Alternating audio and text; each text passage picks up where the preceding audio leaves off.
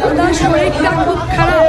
আমরা কাল থেকে শুনছি বিভিন্ন চ্যানেলে, আনন্দবাজার পেপারে যে দাদার শরীর ভালো নয়, কিন্তু দাদা নিজে আসতে চেয়েছিলেন যাদবপুর। আমার মাথায় হাত রেখে কথা দিয়েছেন আগামী 4 মে যাদবপুরে দাদা আবির খেলতে আসবে। এর থেকে বড় আশীর্বাদ আমার কাছে আর কিছু হয় না। তা আমাদের সবার না ছিলেন আজকে যাদবপুরে, যেখানে টিএমসির একটা ঘাঁটি, সেখানে তোমার হয়ে প্রচারে এসেছেন দাদা।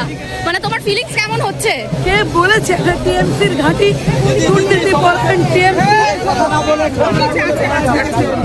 ছিল, আমাদের সঙ্গে ছিলেন আমাদের রাষ্ট্রীয় কার্যকর্তা, নেতৃত্ব এবং বাংলার আবেগ মহাগুরু মিঠুন চক্রবর্তী।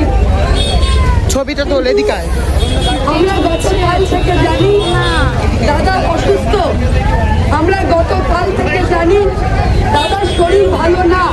তারপরেও দাদা যাদবপুরে আসতে চেয়েছিলেন।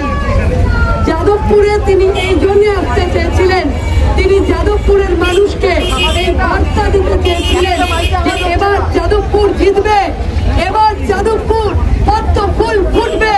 তাই দাদা আমার মাথায় হাত রেখে নেমে যাবার আগে আশীর্বাদ করে বলেছেন আগামী 4 তারিখ দাদা যাদবপুরে এসে আবির খেলবে। সুতরাং সবাইকে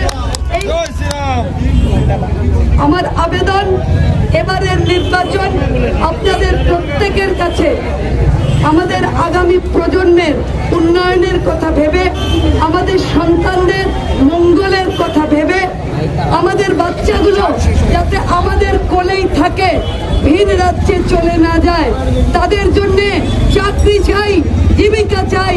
তাই আসুন সবাই মিলে আগামী 29 এপ্রিল ভারতীয় জনতা পার্টিকে নির্বাচিত করে আমাদের ভবিষ্যৎ প্রজন্মের উন্নয়ন কামনা করি।